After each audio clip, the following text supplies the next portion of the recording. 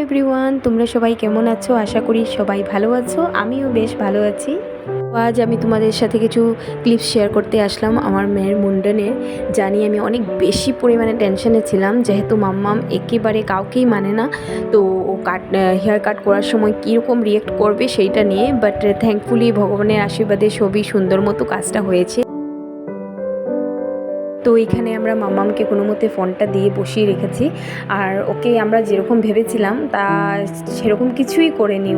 ও চুপ করে বসেছিল, ফোন দেখছিল, কোনো রিয়েক্ট করেনি তেমন।